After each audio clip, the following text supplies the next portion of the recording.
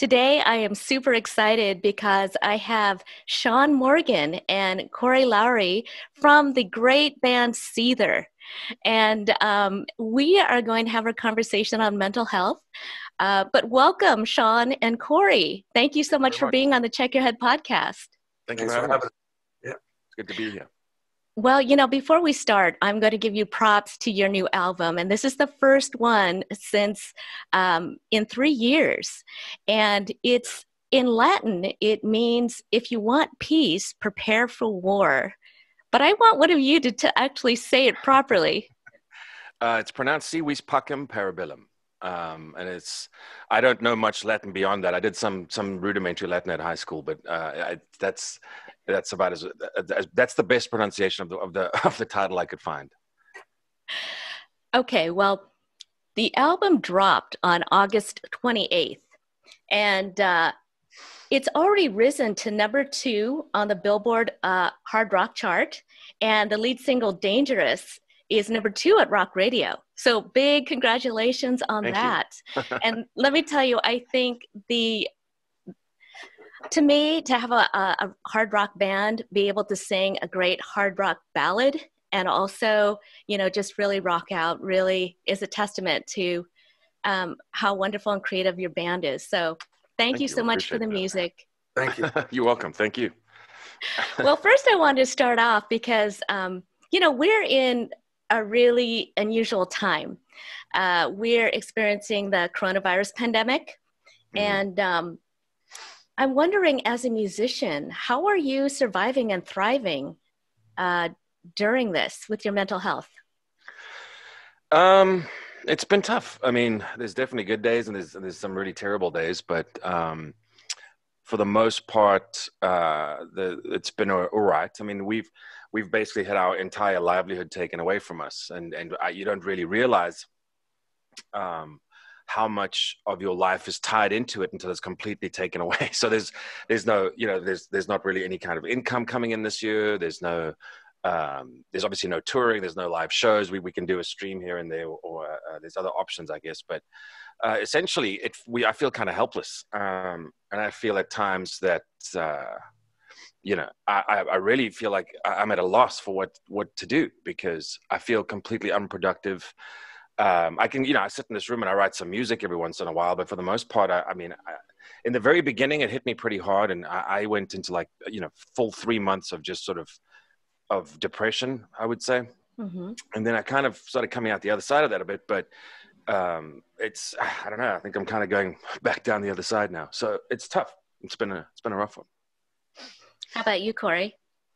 Yeah, I mean, it's kind of the same thing. The first, you have good days and bad days. The first 2-3 months of this, it was just it's devastating, because you're like, wait a minute, we have a record that we're going to be putting out.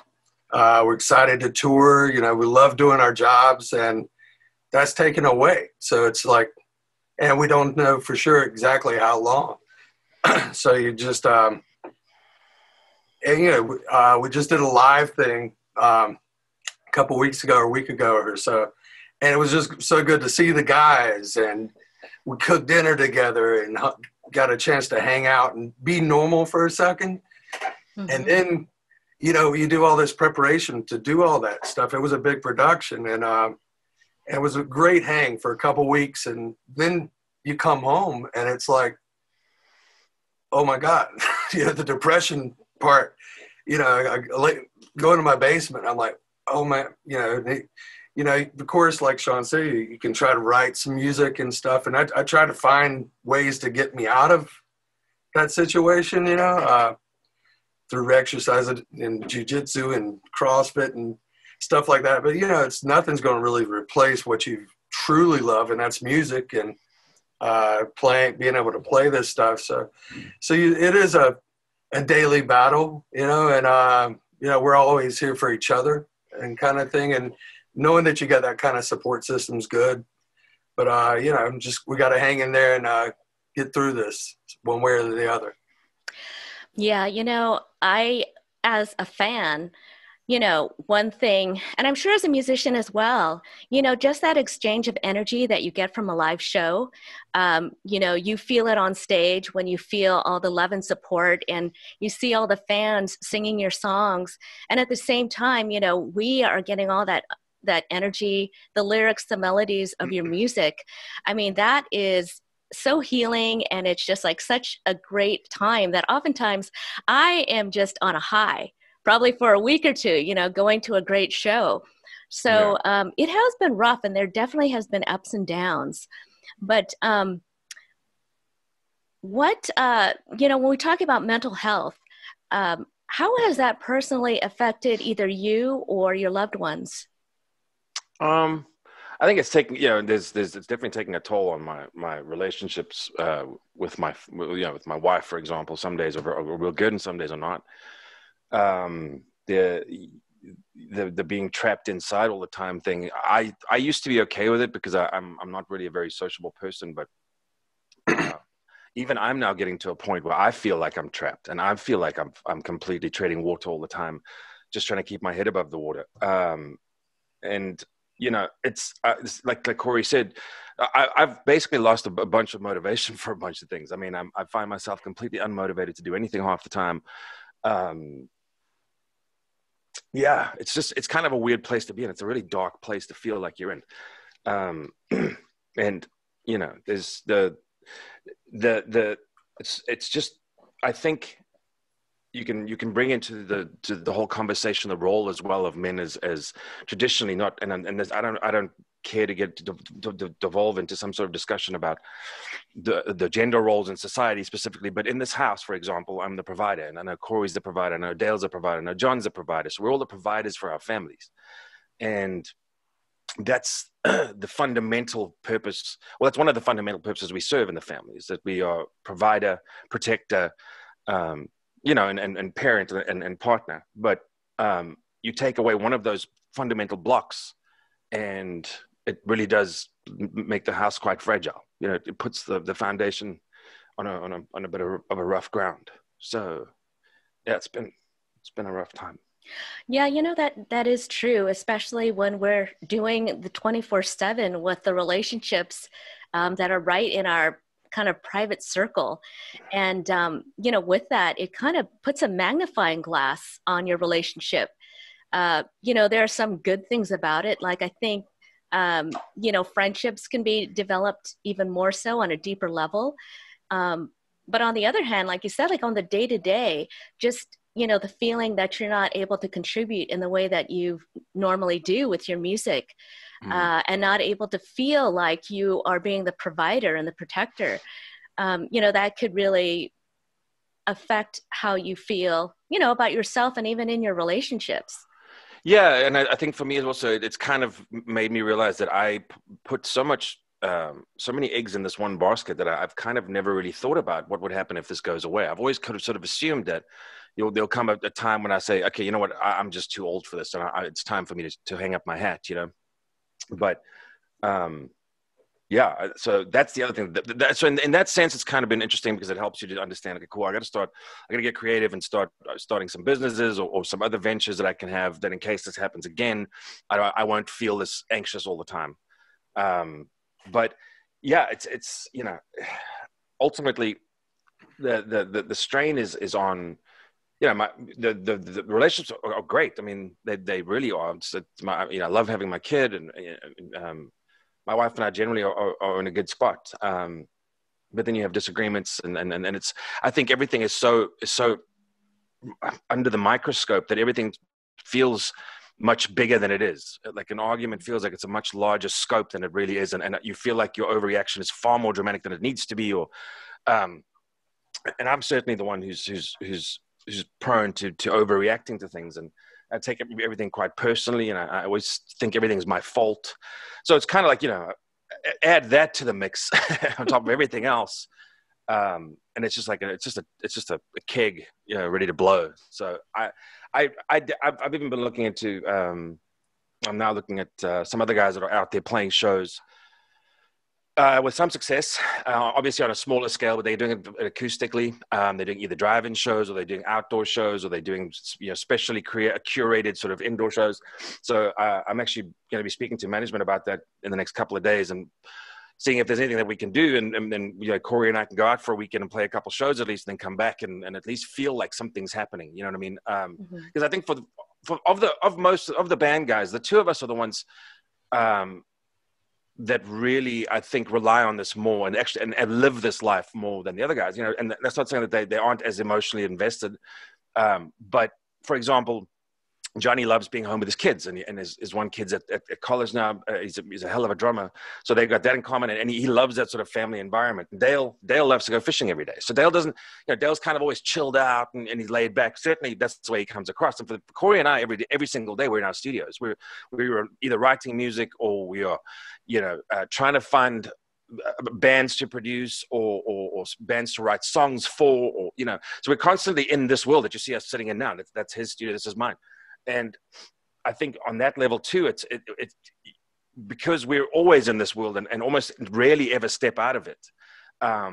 It's that much more important for us to be doing it. You know what I mean? I think often if we all could retire at this point, we might say, you know what, it's been a good run. I can sit back now and hang out with my family, but none of us are in that position. So none of us are in a position to say, okay, cool. If this all ends right now, then that's fine. I'm done and I'm set for life. It's kind of, it's a difficult situation again, but yeah. So we're trying to look into things like that, because a friend of ours is actually doing these acoustic things quite often. And he seems to be doing it successfully. So we're going to try and look at his model, see how well it's doing, and maybe see if we can sort of emulate what he's doing. I know he's doing a show on Friday at an outdoor, like a festival kind of thing, or a state fair. So that's still a thing that can be done. Touring isn't easy by any stretch of the imagination, but playing shows and being with these guys on a bus and being with these guys in a room and seeing the response from that dopamine hit you get from the crowd response, all of these things are very important to our brain chemistry, and it's gone. So now my brain's going, well, hey man, I haven't had a hit of anything for a while. So what's going on? And it's very, very difficult to recreate those kinds of chemical reactions when you're sitting at home in your studio. You know what I mean? No, I absolutely know what you mean. And, it's tough. And, there are a lot of ups and downs that come with this pandemic. And I do think that we go through like different chapters. It's like every month there's something different that we discover about ourselves or about, what it is to be, at home. So, speaking about your music, you have the song Rise Above This, which you wrote sort of an ode to your brother. Yeah. And beautiful, beautiful song. And from that came the Rise Above Fest, which is all about suicide prevention and about donating part of the proceeds to an organization called SAVE. Stands for, what is it? Suicide Awareness Voices of Education. Okay. Right. And, I think it's really important. Thank you so much for speaking out about your brother and also, doing this in honor of him. Yeah. But I think it's important to know like the effect of what suicide can do to families and loved ones. Can you kind of, express to me how that affected you, your feelings when that happened? Well, I basically hid out in the bottom of a vodka bottle for, the better part of 3 or 4 years and did all the drugs under the sun. But a real physical response was it actually broke my dad's heart. Like his one of his ventricles stopped working completely. He had an artery that was one of the arteries, or I think it was an artery, not a vein, going from his heart. Because of that, actually sort of it had this weird anomaly where it sort of atrophied and was absorbed by the body, and it was no longer there. So he was running on 3 chambers for a long time, and that was all due to that death. Mm-hmm. So he had to have a pacemaker put in, which he said was no fun either. But that was a physical, actual broken heart response, which I never knew that was. I thought that was a hyperbolic thing. I thought it was written by a Shakespearean sort of throw out statement. But as it so appears, that it can actually happen. For me, it was just he was on the road with us, and it was just we flew home when had the memorial service, and we were back working in 2 weeks because I needed to be busy. I needed my mind to be busy. And again, honestly, it wasn't so much about being busy as it was about being numb. And I did that for a long time. And many, many times when I should have probably died myself through excess. But, so after those 3 or 4 years of complete devastation, just moping around, I just had the idea that I think we were even sitting in some little place in South America or something. I think we were on a tour there, and we just happened to be talking to all the guys. And was like, hey, we should do something in this for suicide awareness. And we set up the first one basically took about a month to set up, and that was it. We didn't have much time, so it was kind of a throw and go situation. We had some bands that we knew that were in the area, and we asked them if they would all just take that entire, or whoever was in the area, could they all come and play this particular night. We had a friend do lights for free. We had somebody do the sound for free. We did it at this little outdoor amphitheater in Guilford, New Hampshire. And it was pretty successful for something that was barely advertised, and it was kind of just sort of thrown together quickly. We ended up having about 5,000 people, and we considered it quite successful. And then we lost that venue the next year because the guy running the venue is really not a nice guy. Unfortunately, he's more concerned about bottom line than he is about making a difference. So he was annoyed that he didn't make enough of a profit off of this festival.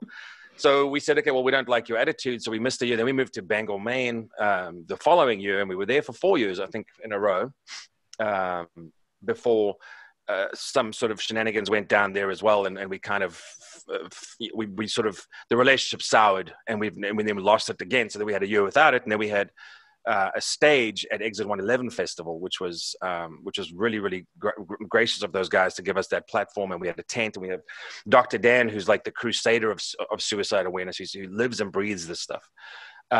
He's a truly wonderful guy, and he's the head guy over at Save.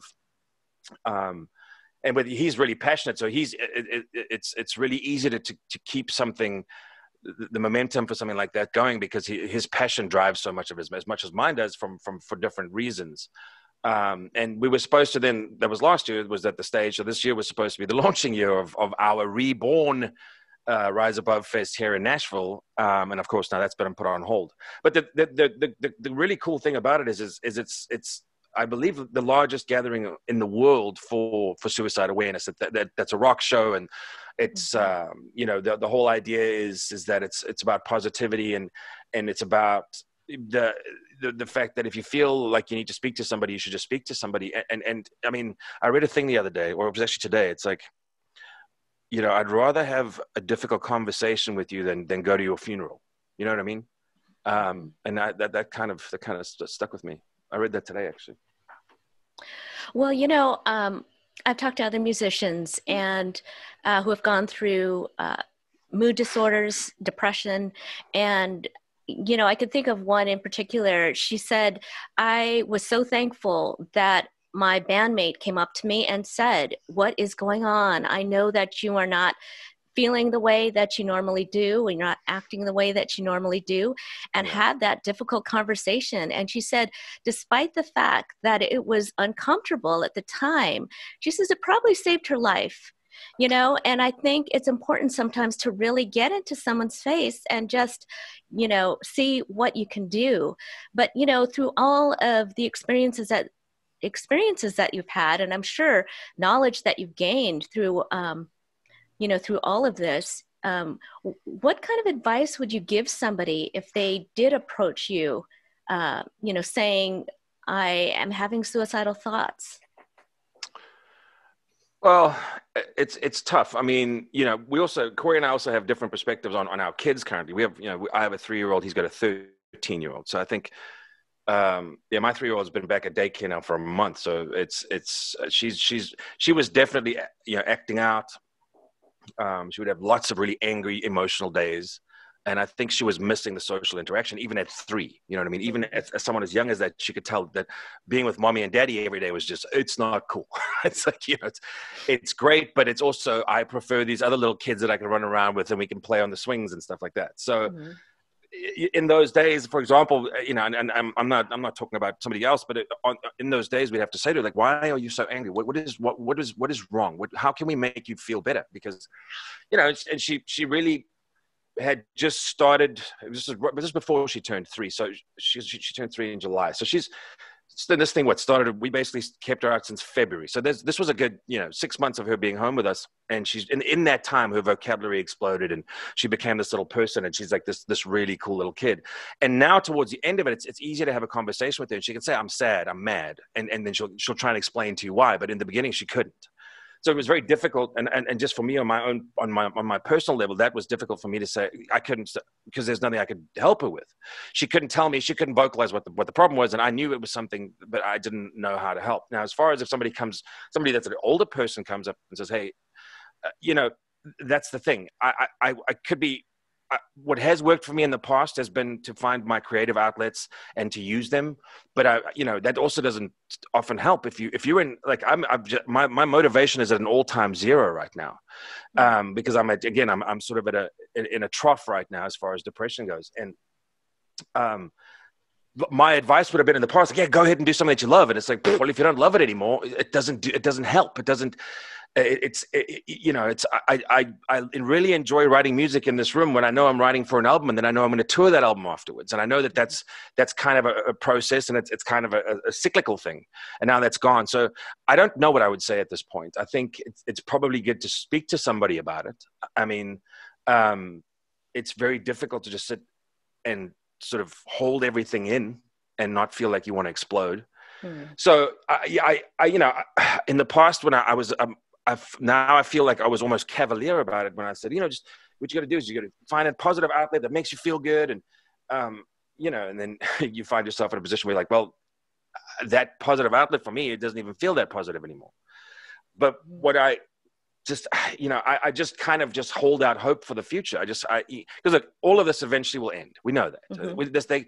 This charade can't carry on forever. We can't all be trapped at home forever. And if, you know, I'm just so sick and tired of it. I'm getting to a point now where I'm just angry more than I'm sad. You know what I mean? And it's sort of shifting from woe is me, self-pitying, you know, dreadful depression into more of a defiant anger where I'm like, I've had enough. I've had enough of this. I can't do this anymore. Mentally, I can't do this anymore.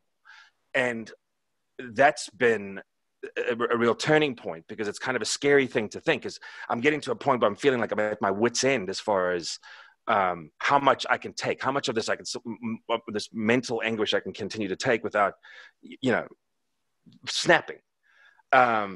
So yeah, I would, again, maybe speaking about it or maybe writing it down in a journal type thing. I think the main thing is getting it out. That's the thing. It doesn't have to be through creative. It could just be, you can just write down, "Dear diary, today I feel like crap." And even that, and I might take my own advice on that for a change. But it's kind of like, even just this talking about it, I can tell there's a whole bunch of stuff that wants to just come out. Yeah, totally, man. I think, you know, you got to build some confidence within yourself too. With my daughter at 13, watching Lily at 3, you know, those things and how they are both going through different emotional things with it.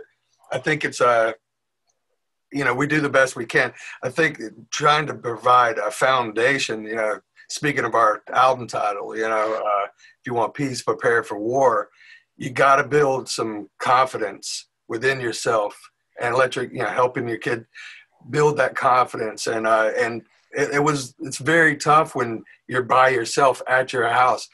Confidence is built amongst other kids. And that's the scariest part today, is when you lock them in a room and say, you know, no more school and no more this. And when they go out and they're hanging out with their friends, just like us, you know, we build confidence. Okay, you know, I'm going to try to be the best I can today, and I'm going to try to do this for this person, and, you know, try to help out in some type of way. When you're not allowed to do that, your confidence level falls down, and then you get into depression. It's this downward spiral. And I'm like Shaun. I need to have some truth when it comes to what exactly is happening. And there's not a lot of, it's very hard to find what the truth of, you know, if you go outside, you're going to explode at one point. It felt like, you know what I mean? And it's like, I can't live in fear. I'm not really good with fear. You know, growing up, I grew up super fast. I want my daughter to grow up super slow. You're a kid this long and you're an adult your whole life. So I want her to enjoy and think about that. You know, there's going to be a year or two for all these kids that was taken away from them.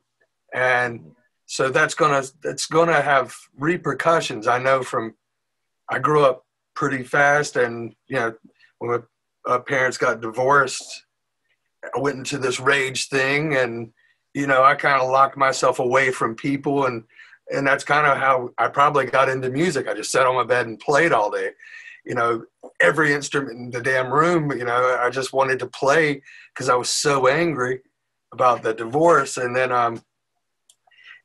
you know, rebelling against my parents, and I mean, moving out at super young age and stuff like that. I mean, I wonder, that's what happened to me for that thing. I wonder what's going to happen to kids, and I'm trying to make sure it doesn't happen to my kids. I'm sure, as all the parents are, that they don't get affected to some point where they're going to rebel. They're going to they got to point a finger. Maybe they're going to point it on us for allowing this to happen. It's no one's fault that this disease came or whatever.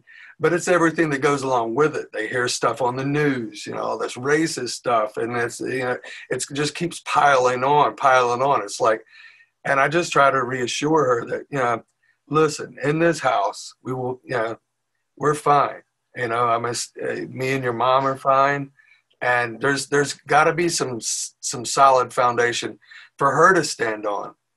And I think it's important for friends, the friendships you have with people, make it a strong foundation. So when these turbulent times come, you know that you have something to stand on. You don't have that. You're not going to just fall off the earth. You know what I mean?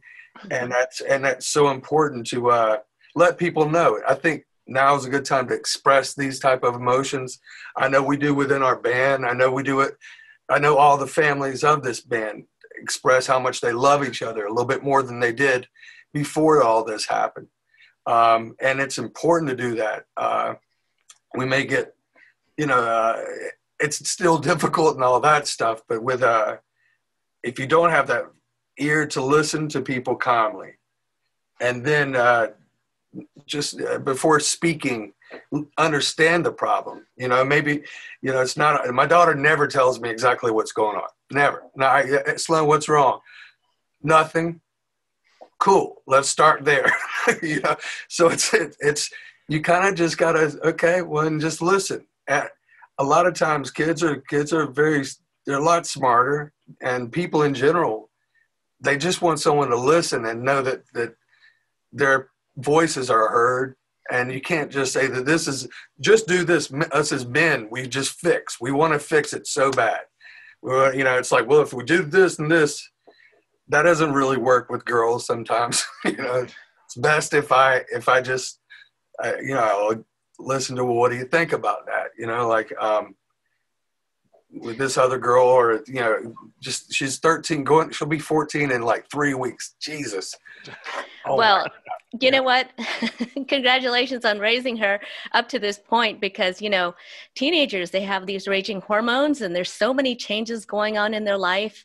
And just to have a dad that wants to listen, you know, listening shows care, right? And if you have somebody who not only listens, but responds to what you say, it shows you that, you know what, you love me, you care about me. And oftentimes that could be the turning point to anyone that's struggling with emotions or the way that they feel. And, you know, well, that also, yeah, sorry to interrupt you, but that also then allows them to understand they're not alone. That's the main thing. I think that's the big thing for anybody who feels that, you know, this sort of real desperate, the deep depression the sadness, the frustration, all that stuff. It's if you feel like you're going through it by yourself in a house full of people, that just, I think, compounds the issue and makes it much worse, you know? Yeah, just that understanding, and also knowing that, you know, we don't all have to be perfect and happy and joyous and, you know, show that image that, you know, people show on social media.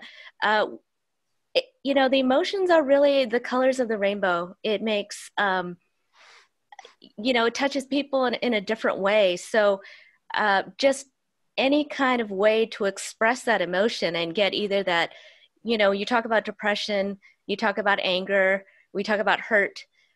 These are all things that really need to get out in a healthy way. And, you know, one Right. thing you mentioned, Shaun, was something that a lot of people do when they're hurt and they don't know where to put that emotion is that they will turn to drugs and alcohol. I mean, this will really help a lot of people because a lot of people are in that situation. What was it that was a turning point for you to kind of lift you out of that and make you realize that there's other solutions? Well, it was a couple things. I'm 41 now, but I turned 40, you know, obviously a year and a half ago, almost 2 years ago. And something changed then. It was after we'd been on a very long, very hard tour. Lily was still a baby at that point. She was still kind of, you know, sleeping more than she was awake at the time. But she was starting to get to a point where, that was while we were on tour. But then when I came home, she was starting to get to a point where she was starting to walk and she's starting to babble and she's communicating. And so it was like a real child. It was a real person in there. It wasn't just something that required 24-hour supervision. It was more of we can actually interact and we can I can get responses. And it was, you know, so she became this real person. And, you know, Corey was talking earlier about how we grew up fast, and then we spent 20 years not trying to grow up. You know what I mean? It's like we acted like grown kids, and I think we sort of, certainly for me, I spent a lot of time with very little regard for other people's feelings or through my own actions. I always thought everything I was doing was self-destructive, and it certainly was, but it was very destructive to people around me as well, and I understand that now. So I had been through 2 decades of drug abuse, heavy alcoholism, and I mean, I still drink, and I probably still drink a little bit too much, but I'm working on that. But I think the thing was for me was, okay, I don't want to die anymore. I no longer feel like I'm invincible. I'm not invulnerable to the effects of these things the poisons that I'm putting in my system all the time. So with that, it was something about turning 40, and it was something about the kid. You know, she's getting older, and she's just becoming this real, and also just because, you know, I'd put my wife through a lot of hell at that point, and just through my own, the way I was behaving was absolutely shameful. So all of these things I came to realize, okay, for a large part of my life, I didn't think like I deserved anything good. I didn't feel like I was allowed to have nice things, or that people, you know, I didn't feel that people actually loved me. I thought it was more that they were just saying that so they could have the lavish lifestyle that they otherwise wouldn't have. You know what I mean? It was kind of, I've always waited for the other shoe to drop. And it's a really strange way to live. But it's because when I was younger, my childhood wasn't very full of love and bubbles. It was, you know, my dad never said he loved me, but we knew he did. But he was, you know, I think for Corey and I both, we come from households where positive emotion was a lot less, you know, evident than there was more of the negative stuff. Like my dad was more focused on his reputation by what I was wearing, or if I was seen smoking a cigarette, all hell would break loose. So, you know, he was really concerned about that type of the way people thought of him in you know, in the neighborhood, basically. And he didn't want to have the loser kid. So that was a big thing for him. But, you know, then my mother, who, when they divorced when I was really young, but she was always just about telling me what a bad person I was and how terrible I am. And really would, if she did something that was heinous to me, then she would give me the silent treatment until I apologized for her for being offended to what she did to me. You know what I mean? It was this weird sort of, so emotionally, I come with very, very few tools to handle any of this stuff because I was never taught any. But I also know that I know what they should should look like. But my knee-jerk responses to things are still the way they used to be for it. You know, I see a couple therapists and I'm working on it, and I'm trying to get, but you know, I've had a break in therapy because the video therapy to me is just weird. I find it to be, if you're having this really meaningful, and I love my therapist, but I would rather see him in person than, and you know, have his dog than me sit here and sort of just stare at a screen. It just doesn't feel like the connection's the same. But well, I'm glad you brought that up. Well, with all of that said, you know, it's at least what I can say is for both of us, for Corey and I would say, and I'm assuming, is that we've learned what we don't want to be, and we've learned what we don't want a household to look like, and we've learned that we want this to be a home, not just a place where you crash every once in a while. You know what I mean? And that gives you a different perspective. But however, we still were raised under what would now be considered by, I don't know, millennials to be archaic ideologies of that we are men, that we are men, and that's what we do, is we do the chop down the tree stuff. You know what I mean? We don't. But by the same token, I'll let my daughter paint my nails because I don't care. I'm very comfortable in my sexuality, so it doesn't really bug me. But I also understand that I never really felt, my dad wasn't what I would consider to be an alpha male type guy. It wasn't his profile. He was a strong, strict guy at home, but he was never really, he wasn't the guy that if somebody came up to you at a dinner and said something rude to your mom, he'd get up and clock the guy. Certainly he never came across that way. He was very much more a demure kind of guy. And I'm fairly similar, but I'm fiercely protective of my family. So I have a, you know, it's a more of a killer instinct, if you will, as far as keeping the girls safe. But yeah, you try and learn what, you know, you can see in your head what it's supposed to look like, yet it's still very difficult for me to break old patterns of behavior that I've had for so long, that if I'm approached about it, and I think I disappoint my wife because I respond as if I'm being blamed for something, and I'm not. But my knee-jerk response is to react in defense, and my defense is offense. You know, and that's just kind of how I grew up. So I'm trying to break that. So you learn a lot about yourself. You certainly learn all your flaws very quickly, or your weaknesses, and so that's kind of what you have. That's on top of all of this other stuff that's going on as well. But yeah, I mean, it is just, the whole goal is to keep them as happy as possible. And I often find that I will prefer for them to be okay and not know that I'm not okay, because I don't want to bring them down. You know what I mean?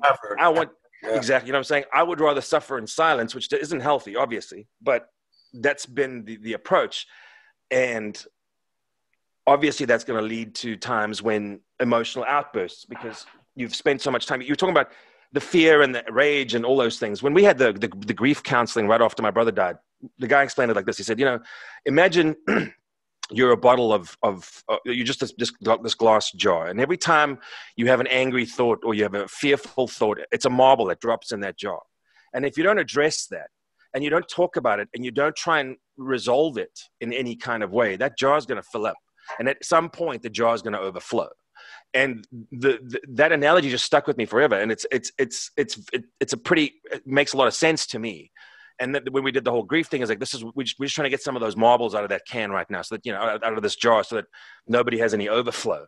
And that's kind of the challenge, really, is to make that clear to our kids and our partners. And I haven't been very good at that as a partner, and I need to work on that. And, you know, it's something I'm not very good at. But when it's with a kid, it seems to be easier somehow, because the role is different. Your role is to be the teacher. You're not, you know, you can sort of, that's a clean slate. You can set the pace. You can set the guidelines for how to deal with these things, even though you know you're already terrible at them yourself. In practice, you can pass on the information and work on it, on breaking your own behavior patterns separately. You know what I mean? Mm-hmm. But I know that I respond poorly to certain ways of being spoken to. And what I will do is teach my daughter that if she feels a certain way, I never want to be the parent that makes her feel like she can't talk to me about anything. If it's a good conversation, if it's a terrible conversation, it doesn't matter, because it's not going to stop me loving her. And I always want you to know that, again, that she is safe in this house. She's protected and loved. And those are the things that are the most important. And then that sort of all comes back around to, we can't provide, we don't have our roles that we play in our lives going right now. So that's again, now we feel, I feel anxious all the time. And I'm trying to do all of this and hold myself together. And that's becoming more and more difficult. But yeah, so I stopped drugs. I don't do drugs anymore. I probably shouldn't drink as much as I drink, but at least I acknowledge that it's there. I am actively taking steps to change that. Those were coping mechanisms, because when they said 2 weeks to slow the roll or lower the curve or whatever, we all thought 2 weeks. I can do 2 weeks. Cool. Let's hit this. Let's do dance parties. Let's do movie night. Let's have popcorn on the couch. And then it's a month, and you're like, well, we can do another couple weeks, man. It's not a big deal. Now we'll be back in 2 weeks.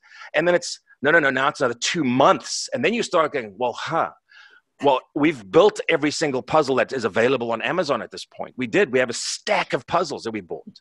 We have played every game. We have, we've opened every bath bomb that's got a little toy inside. It becomes, now it's no longer just a distraction. Now it's becoming almost like a desperation thing to find things to stimulate you.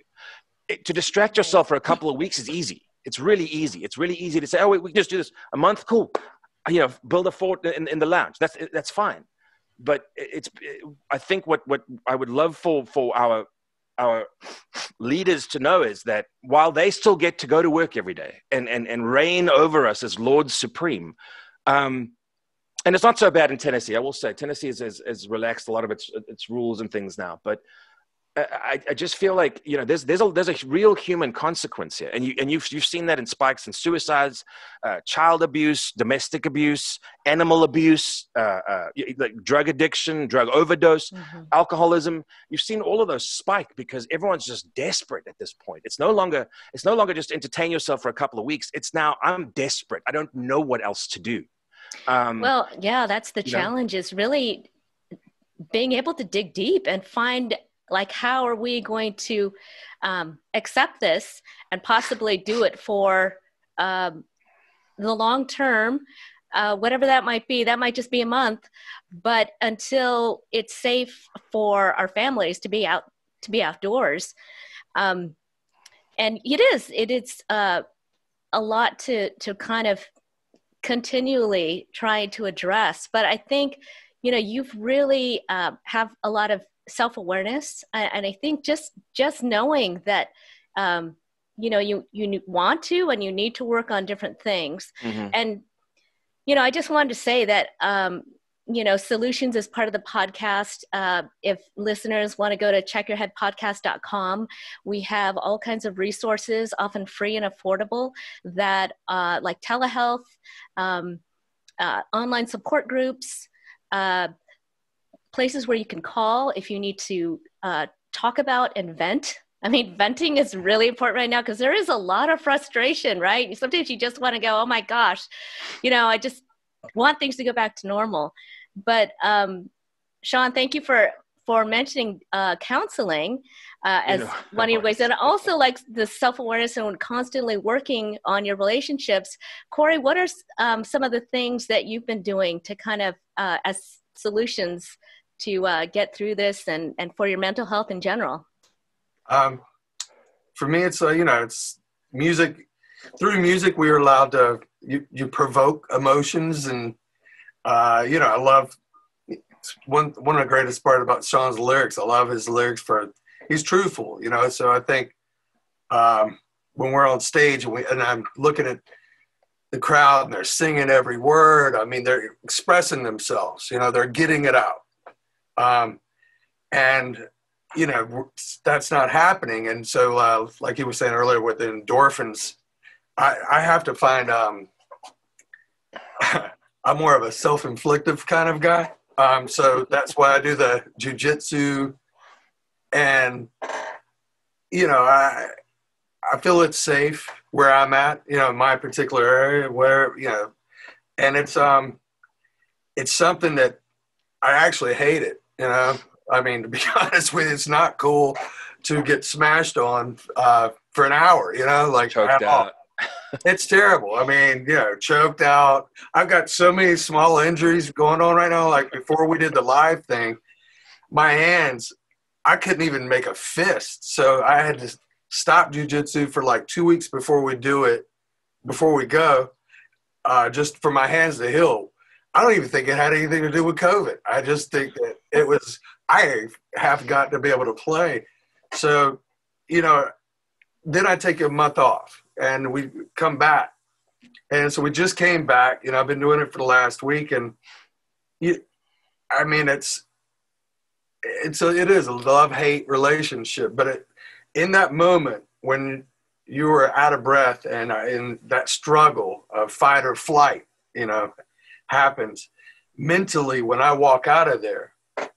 I mean, it's literally the reason why I'm a tap someone is you're either going to die or something's going to break. So it's self-inflicting, but at the same time, it's exercise. I call it exercise. And it's the only thing that's kind of, when I walk out of it, I'm calm. You know what I mean? I'm you know, I think people, when he told me he was going to therapy, I looked at him as if he was brave and had courage to do that, where I'm over here trying to do jujitsu and stuff like that, you know, deal with my own way. We're all trying to, I think that it's something about letting people know. No one likes to go to the doctor. You know, I go to the doctor if I have stitches, and I need stitches. And even then I'm looking for duct tape or something to close it. So, I mean, no one wants to. And this is our outside. No, our inside, our physical and our mental. I think it's even more, it's just so important. I mean, it's something that, you know, it should be a thing of honor to say, you know, hey, I'm going to get some help. And everybody say, man, that's awesome. Rather than the nervous feeling of, hey, I'm going to go get some help. And, you know, that guy's a little bit of this or whatever, you know. I mean, my family, we've gone through some stuff like that. And you support each other, you know. And we talk about how to help people. I think letting people know, hey, it takes courage to do this. Have the courage to do it and support the people that want to do it without putting this weird thing around them, like something's wrong with them now, so you can't hang out with them. You know, I mean, kids can be cruel, you know, stuff like that. I mean, so, and it seems like these days everybody's waiting for, there's a weakness, let's point at it. You know, and we got to get over that. We really got to get over that and kind of get back to helping each other. And when someone is down, if I need to do jujitsu, Shaun's not going to make fun of me maybe I should be made fun of a little bit, but he knows that's what helps me, you know. So you know, he wouldn't make fun of me. Things that are going to help him, things that would help Dale. Fishing is therapeutic for him. Probably that's why he's fishing 24/7. You know, you know, Johnny, like everybody's got their thing in this band that helps them get through it. You know, I think we all kind of did a little thing, showing Johnny's obsessed with albums and, you know, his collection, and he does his, you know, little thing, and Dale with fishing. You know, me with the CrossFit jiu-jitsu. I mean, you know.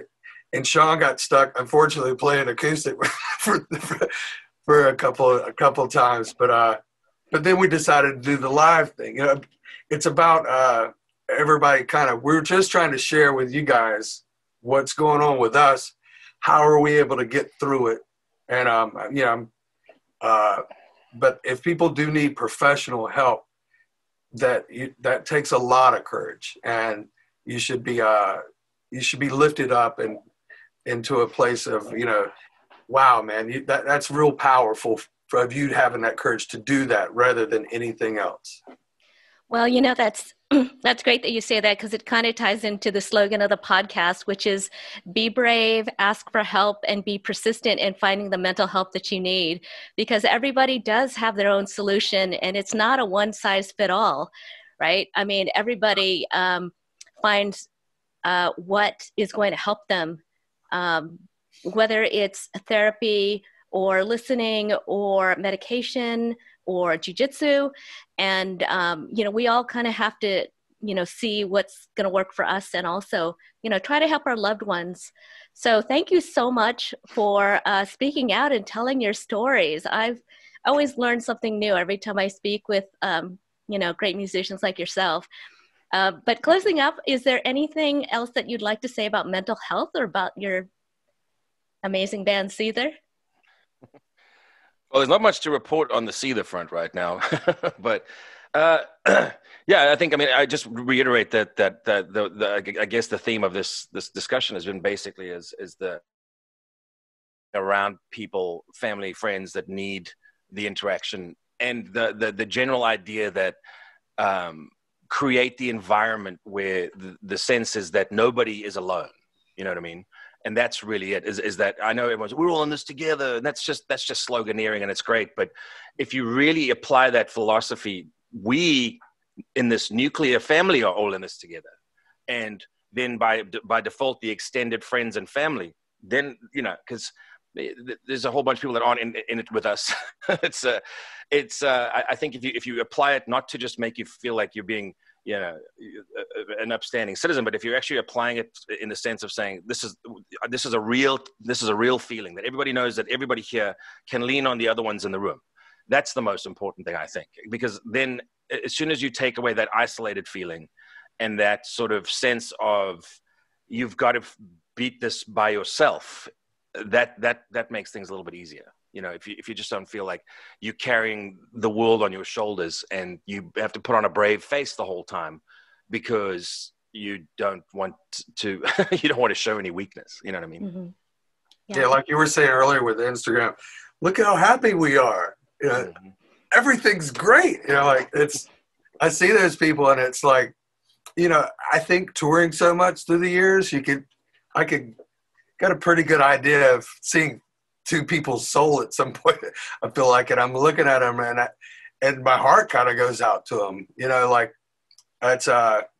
It's you don't have to put everything's perfect all the time. You know what I mean? It's okay to say, man, I'm having a bad day, or just every now and then, not how perfect, because none of it is. None of us are, or ever will be. So it's just kind of, be yourself. And that's the hardest thing to do for everyone, is truly be themselves and express themselves that way. So, and get off the social media.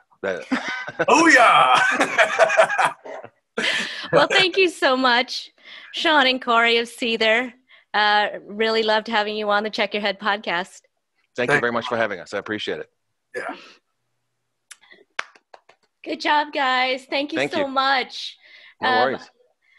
I know we went a little longer, but thank you for really kind of putting your heart and soul into sharing and expressing how you feel about mental health.